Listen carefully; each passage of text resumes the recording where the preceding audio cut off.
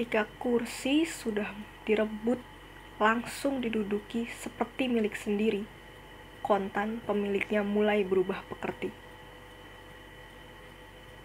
Bukan saja karena duduk di kursi memerlukan aturan-aturan, kebiasaan dan kelayakan tertentu, bahkan juga bahasa dan kostum khusus, tetapi juga lantaran punya daya serap luar biasa. Ada yang menyedot kontan, ada yang perlahan-lahan. Tetapi umumnya kebanyakan setelah duduk di kursi, manusianya berubah menjadi makhluk kursi.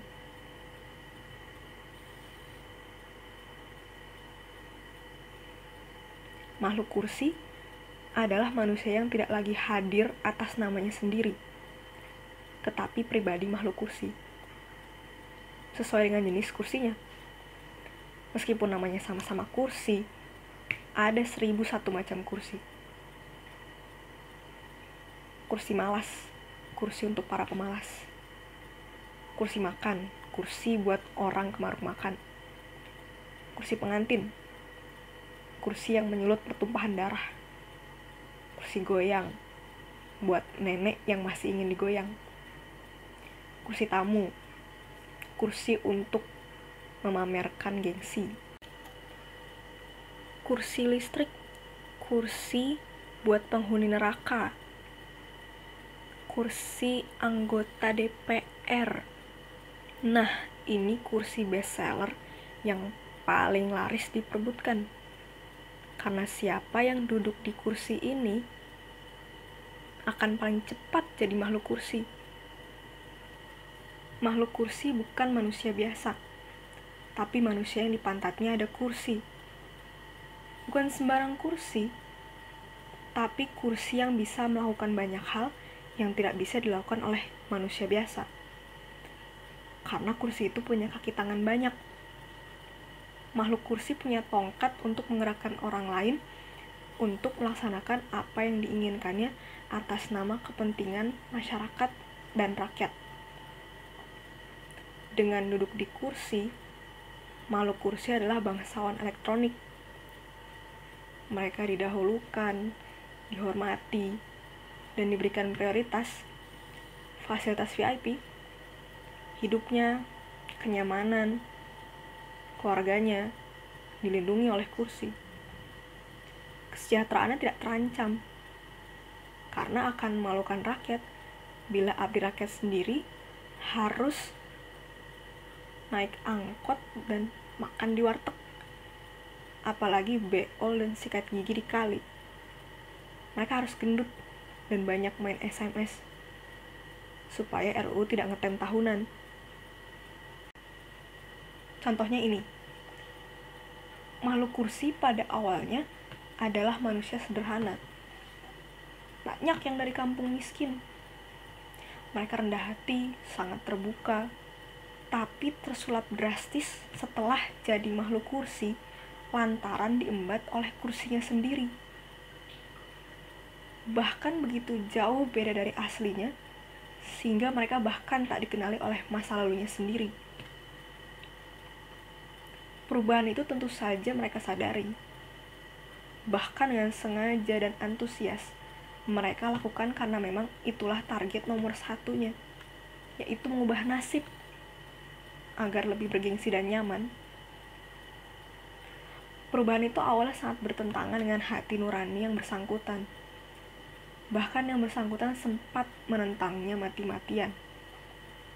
Tapi justru karena mau menentang itulah agenda pokoknya ikut rame-rame rebutan kursi.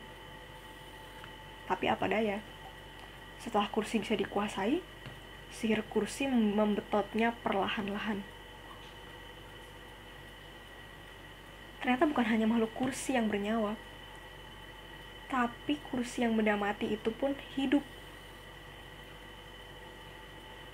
Kursi punya ambisi. Sergapan ambisinya halus, lembut, begitu sopan, sabar, bahkan indah. Mata hati yang dikepretnya bergeser perlahan-lahan, melemas menerima aturan permainan yang baru. Bagaimana caranya bicara, apa yang harus diucapkan, apa yang pura-pura tak didengar, bagaimana cara melihat yang tak ada dan apa yang tak usah dilihat meskipun mencolok mata, apa yang pura-pura lupa padahal harus dilakukan, semua ada tuntutan bakunya dalam silabus yang komplit. Makhluk kursi harus mampu menyesuaikan diri. Lalu mereka belajar memaafkan kejahatannya sendiri dengan membahasakannya bahwa pengkhianatannya adalah taktik dan strategi berkelit agar bisa bertahan terus, berjuang untuk membudayakan kursi yang pada akhirnya nanti ambruk kalau diduduki orang lain. Untuk keperluan rebut kursi diperkirakan belanjanya mulai dari 10M. Sebuah harga yang tak masuk akal bagi sebagian rakyat jelata. Beberapa kali hidup kembali pun banyak orang tak mampu mengumpulkan sebanyak itu. Setengahnya pun tidak. Sebetulnya banyak dari mereka makhluk kursi itu yang tidak mampu. Untungnya ada sponsor. Bagi yang melihat kursi sebagai kuda sembrani naik ke surga dunia, memang matematikanya beda. Di mata pedagang, kursi adalah peluang empuk.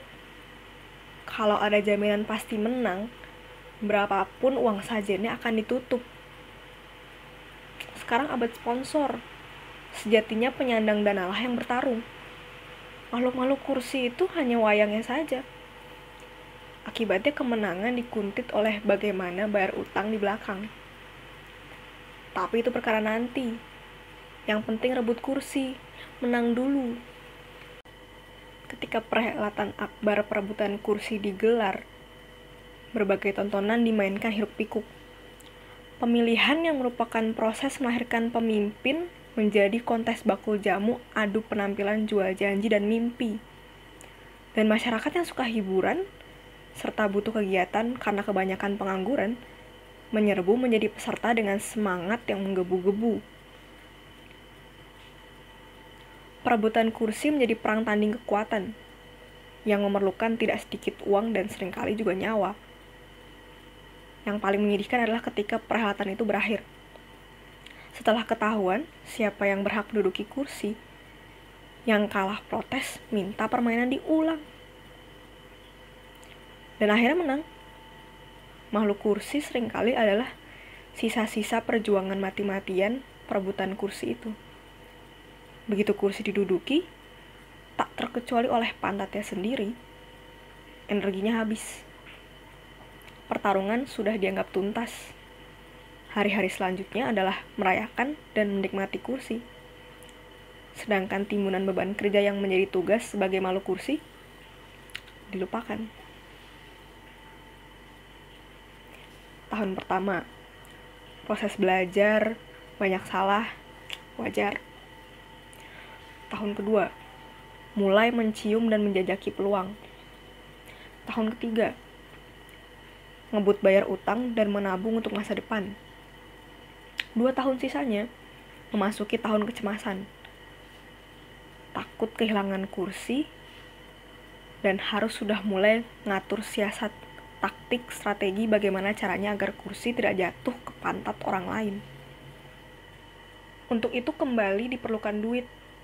Dengan berbagai cara, kursi disembunyikan. Peluang terobosan lawan dipalang. Dana dikeduk serabutan. Makhluk kursi gentayangan keliling lapangan jual kecap. Pakai segala macam aksesoris, parfum, kosmetika, supaya kelihatan bagus untuk dipilih. Artis media paranormal dan tak perlu malu pakai metode klasik. Jampi-jampi, dukun, dan para prokem dikerahkan.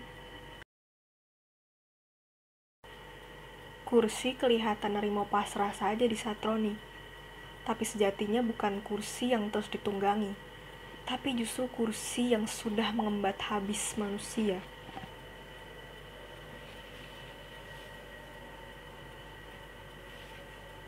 Begitu jadinya kalau sudah tidak punya kursi.